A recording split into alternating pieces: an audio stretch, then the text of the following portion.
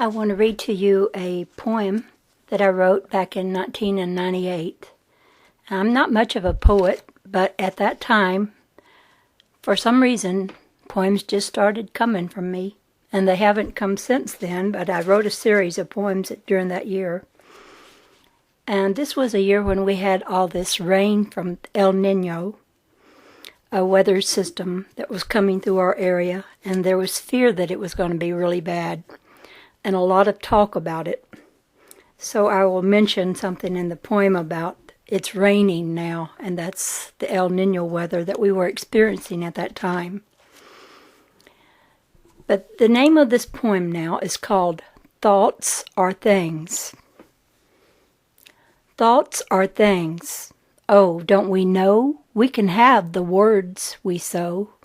It seems that man does always say, and the things he says he can have become that way. All this talk about our fear is doing just what Job did. He said, "The thing I greatly feared has come upon me." What say I to such a thing?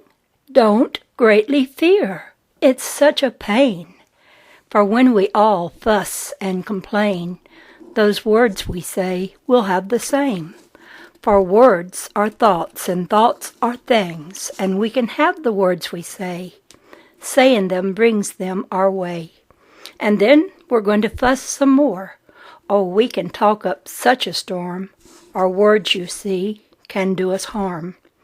It's raining now, just pouring down, and in my memory I hear the sound of voices a few months ago who talked of this and made it so, El Nino.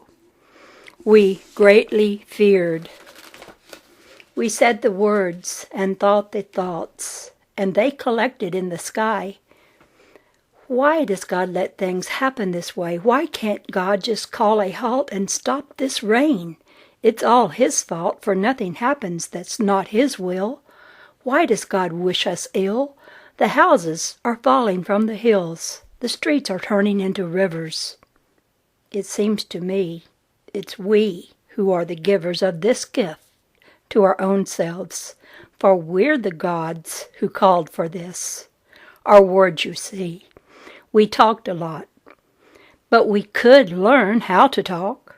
For when we say, when we predict, when we expect, when we lament, we're calling things like we see them, and calling things like we expect them.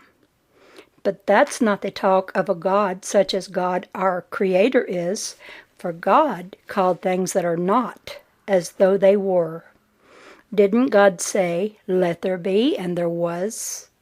Know you not that ye are gods? We are creators too. Everyone talks about the weather, but no one does anything about it. This saying, you know, is halfway true, for talk we do. And if we would learn how to talk, then we could do something about the weather too. I wish people of this earth would know that we can have the things we fear. Fear is a thought, and thoughts are things, and things have a way of getting together, enough of them, and we have matter. Oh, what is the matter? Don't ask me, I don't want to call it. I just want to observe it. I know better. I'm learning fast not to call things good or bad. I just observe. I'm quite detached. I have no expectations. For we can have the things we expect. For expectations are a thought, and thoughts are things, and things create the reality we see. And I know this of myself, that I don't know what anything is for. I don't always see the purpose of everything that happens. So I'll just observe, and yes, I'll talk. I'll talk of things that are lovely, and things that are of a good report. If there be any virtue, if there be any praise, I'll talk of these things. And I'll call things that are not as though they were. For thoughts are things, and things create our reality. We are the thinker thinking. Let's think about what we're thinking about. Let's observe our own words. Did we not learn about the tongue? It's just a little member of the body. Yet if we could control it, we could have anything we wished. I say that we are going to listen to our mind chatter and bite our tongues if we have to keep them from calling it like we see it, calling it like we expect it, calling it like we fear it. If we don't have anything good to say, we just won't say. That's the way we'll save the day. As a man thinketh in his heart, so is he. I believe in my heart that I am pure and holy, that I can look with eyes of love. I'll just bless everything and call it holy, for all is God. I'll bless the process, for our mistakes are our opportunities to see ourselves, to learn how to call things, to call them blessed, and to rejoice always. Rejoice in all things, for rejoicing is a thought, and thoughts are things, and things create heaven or hell. I'm going to read you one more poem. That was the first one I wrote when I started writing poems back in 1998. And it was about a mockingbird that kept waking me up at night because it would sing all night long. So here I call this what do I call this? Mockingbird song. A mockingbird woke me up last night about 12 o'clock, and I wondered how it could be that he would sing so late at night. So I went out on my porch to listen better. Why wasn't he asleep?